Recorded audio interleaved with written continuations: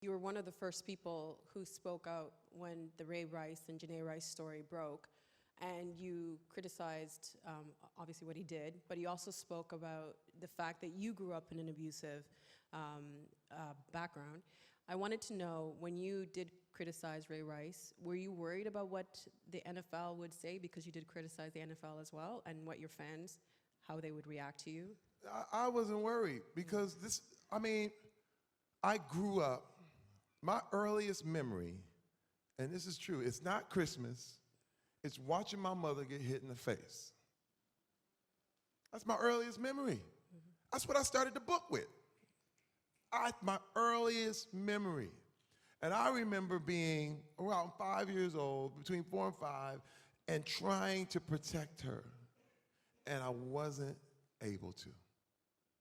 And do you understand, there's a helplessness that's beyond. That was beyond helpless. Because the people who claim to love each other, my mother's on the ground. The example of manliness that I have to look up to is towering over her and all of us. And I'm ball up my little fist, and I don't know I can't do anything. You were around 4, right? Yes, I'm around 4 years old, and I can't do anything. That right there, when I saw the Ray Rice incident, it totally took me into, it was post-traumatic stress disorder. I was right there. It was automatically right there. Now, and the thing is, let me tell you, I understood him. Because let me tell you, I could have easily been a Ray Rice. Because you learn through what you see. You learn, that's where the cycle is. You learn, you know what? This is what a man is. You know, when she says something that's out of place or whatever, and it just gets too much sometimes, and you know what? I had to, because the whole thing is, you will never, ever, ever lay your hands on anyone you think is equal to you. You just won't. Never. And that is the major issue. When I talk about sports culture, when I talk about Hollywood culture, when I talk about workplace culture, there are people who know and feel in their heart that they are more valuable than women. That is the crime. You would never lay your hands on an equal. And I have to say, when I saw that, I said, silence is agreement. If you don't speak, you agree. That's really what it is. If you saw someone out here right now on the street getting abused, getting beat, getting hurt, and you don't say anything, if you don't even call the police and you just walk by, what does that say? What does that say? I couldn't be the guy. I couldn't be the guy. And you know what? Men listen to success. Men look, you know, I say, hey man, I can bench press more than you. So now what? Okay? You want to talk about manliness? I've knocked people out in bars before. You want to talk about who's done this, who's been in the NFL, who did all that stuff? It's impossible to be more manly than me. It's impossible. Okay? And that's not bragging. It's just, it's not. I'm a man. That's what I am. It's impossible. On all, even the manly things people think men do, I've done them twice. So the point is, wow, what now? What now? Guess what? That has nothing to do with who I am as a person. Because if I was a successful jerk, if I'm a successful idiot, if I'm a manly guy, the Marlboro man who's always smoking the cigarette and on the horse and the whole thing, and he walks off in the sunset, but you notice his family is never there with him? He's always by himself. Yeah, I never realized. Yes, he will never, there's nobody else in the picture. Let me tell you. Because they left. Hey, I Did It My Way is the song of the psychopath. It is. It is. Yeah. And people sing that song and they pride themselves on, well, it's going down the way I wanted it to do. And let me tell you, it's Scarface, it's the end of Scarface. It's a hail of bullets and drugs flying all over the place. And it's over. Yeah. Clean it up, here's the next guy. I'm not going to be that guy. I wasn't going to be that guy. I was on my way to being that guy. Was it your family that made you decide that you had to change? Yes. You know what? What happens is you have to hit rock bottom. Rock bottom for me was when my wife, right now we've been married 25 years. Oh. Yeah.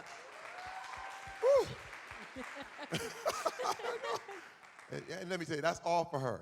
You think my story is good. Her story is 4 or 5 times. Her story is Godfather 1, 2, and 3. And I'm telling you, she put up with me for enough. And she finally said, Terry, I'm done. I'm done. I'm out. And I was like, wait a minute. You know, I had the manipulation game going. Now, wait, now, you know, you can't, let's talk this up. She said, no more talking. It's a wrap. I put up with you for as long as I could. That's it. And then I turned to my kids, and my kids wouldn't talk to me either. We're done. Goodbye. And I said, now, can I tell you, there are 3 things every man is in his life at one time or another. He's either a fool, he's a victim, or he's a king. 3 things. I was a fool. A fool, let me tell you I'm gonna tell you how bad a fool I was. I was such a fool that to get a new car, I moved my whole family in with my parents so that I could buy a new car. That's a fool. That's an idiot. Okay? I was such a fool that when the repo man came and looked for that car, I hid, I jumped, I ran, I had everything together. I got it all together. For years, I was addicted to pornography. Never told my wife. Never said a thing. Kept my little secret, kept my little thing on. And then it finally blew up on me when and I'm gonna be honest, I don't know if there's kids out here, but I had a hand job by a masseuse in Vancouver. And I'm sitting here like, this addiction has turned into me being unfaithful. And I said, what in the world? Now, it happened while I was it was like 14 years ago. So I went 10 years without telling my wife about this. 10 years. I said I was going to take it to my grave. I said, I'm going to die with this secret. But she knew. But she knew. Yeah. She would tell me, she said, something's up with you. I don't know what it is. I can't tell you exactly what it is. But you did something. And I was like, oh, come on. No. The charm. No, babe. No. Pimp talk. Pimp talk. Pimp talk. Oh, come on. You know what, girl? Hey, look. Hey, and then what I did was compare myself to everybody else. Look, you see, I'm not as bad as so-and-so. Then I start deflecting. Let me tell you something. It caught up. It's catching up to a lot of people today. All you got to do is look at the news. It's catching up, okay? But the good thing, if there's any good thing about this, is that I didn't get exposed. It was one of those things where when my wife had enough, I told her. I told her. I actually let her see who I really, really was. And she said, now I'm really gone. Goodbye. I was like, God, you said, hey, wait a minute.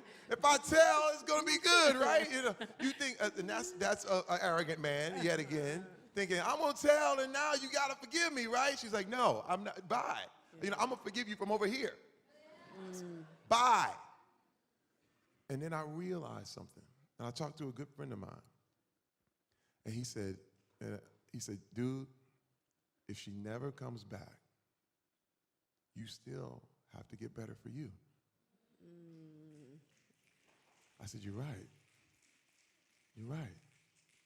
And I went, now, you know, and what happens is a lot of men, they put it on you, women. They put it on you. You know, if you save me, you know, if you do this for me and you help me, you know, I know I messed up, but I need you to take me. You know what? Let him go. Let him go. That's what being a man is. And a fool does that kind of stuff. And then once you become a fool, you shift into victim stage. Victim stage is like this. I started to blame everybody. It was my father. He was abusive. It was, the NFL culture. It was all the people I knew. It was the weather. It was really cold. It was cold. It was a mess out here. What was I going to do? And you never run out of people to blame. That's hoarders. That's how it goes, because you can always find somebody to blame. Everybody, you can have a house full of people to blame, and you'll never run out. That's why victim stage is really hard to get out of, because there's always a reason. It's because I'm black. It's because I'm white. Never heard that. You're both. You know what I mean? So what I'm saying is you never run out. But then, when I was sitting alone, and I was all by myself, because my wife needed to leave me by myself. My kids needed to leave me by myself. I sat and I thought, and I said, you know what? Wow. I need to be a king. And a king is someone who takes full responsibility for everything in his life. Everything, good and bad. That's what manhood is. When you take listen, if everything's messed up, you did it. If you got all A's on that test, you did that. Right. If your family doesn't like you, there's something you did. What did you do? And I started to see it for really, what it really, really was. And and it's funny, because in democracies, we don't have a concept of kingdom. And kingdoms, everything is owned by the king. Everything. We don't see that. But what happens is your world is your kingdom. And that goes for male or female. You have your own world. You can let people in or you can let people out. And what happens is you start to realize if people start talking in your world out of turn, you can get rid of them. And in the kingdom, you can't even talk to the king out of place. And I started to realize I was listening to the wrong voices, the wrong people, the culture that says, hey, man, you know what, you need to go, and you all right, man. I said, no, get out of my kingdom. Get out of my kingdom. People started coming up saying, you know what, man, look, hey, man, there's a whole bunch of chicks out here, man, that'd be glad to have a brother like you. Get out of my kingdom. Because that's a lie. But that has, I think, to be able to do those, to make those decisions, you have to have a strong sense of faith and a strong sense of self, no? Yes, yes. And where did that come from for you, especially considering how you grew up? How did you know that this is what I want? You know, what's wild is that my wife prayed for me a lot. And I would never call myself a religious person, but I would definitely call myself a spiritual person. And I always have felt like I didn't create myself. And I always felt like there was a force, there was a power that was guiding and protecting me. Okay, no matter what people think out here, I'm just telling them, I can only tell my view. And I knew that being good was better than being bad. And I said, I want to be a good person. My goal is to be a good person, but I'm believing the wrong thing. I had a thing called cognitive dissonance. And it's when you believe two opposing viewpoints, two opposing idioms in your head at the same time. I love my wife, and I watch pornography. I'm this man, I'm this whole thing, I've got control, but at the same time, I'm a victim. You can't have two opposing thoughts. That's where all anxiety, all pressure, all pain comes from, is those two opposing thoughts in your brain. Now, I had to go to rehab for pornography addiction. After I confessed this to my wife, I went to a place out in Phoenix, Arizona, and now you have to understand I had to get through another stigma, because the African-American stigma is that you don't do therapy. You don't. because it's weakness. You don't do therapy. Yeah. It's weak. Yeah. Now, that's male and female. No, no, no, no. And I remember sitting there like, this is crazy. What am I doing here? This is not me. But it was me. And as I spent my time there, and they started opening up all the problems, all the issues, all the stuff with my self-worth, all the issues. And that's where the thing started to come, where the spiritual thing started to come, where I was like, whoa, now I could understand I don't have to chase my wins. But I didn't see that. I couldn't. And let me tell you, I want to be the person to let other people out. Because it took a lot. I never saw myself where I am right now. But every man, when they get to a point like me, you have a fork in the road. There's two ways to go. You either soften and you empathize and you start to see what people are saying, or you go the other way, where you go hard and you go, you know what? I'm right, you're all wrong. Because you know what? You gotta deal with shame. Shame is impossible to take. There's always, you either gotta be ashamed, say you're sorry, or you be ashamed and you say, I'm right, you're all wrong. But that's you gotta continue to live. And let me tell you, the people who can't deal with shame kill themselves. That's what happens. It's shame. Because shame doesn't say that you did something wrong. Shame says you are wrong. Shame says you did something bad. It says you are bad. And you've got to break the shame. And right now, I'm going to tell you, I'm so thankful that I went the other way. And I think also, too, the fact that you had such a strong relationship with your wife, because you've been married for 25 years and you met her when you were in university. I wanted to know, what would you say is the single most greatest lesson that she has taught you? Wow, there are many. That's hard. I don't know if it's even the greatest, but this is the one. There's many of them. But she taught me you cannot love someone and control them at the same time. It's impossible. You can't do it. What happens is control is not love. And I could have my wife tied up in the basement and say, all right, you're with me. And she says, okay, yes, I am. But that's not love.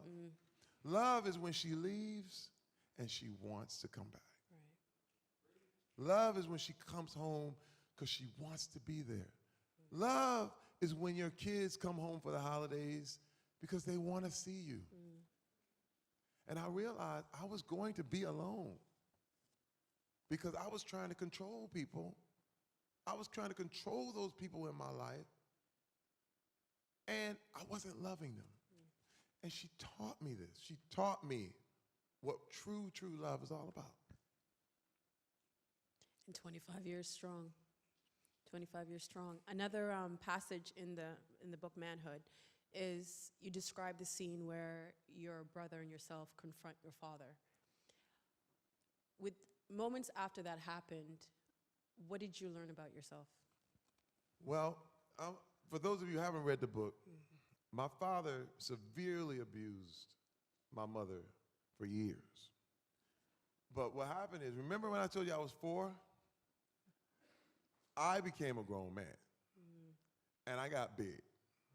And I got strong. And I got him back. And I said, all right.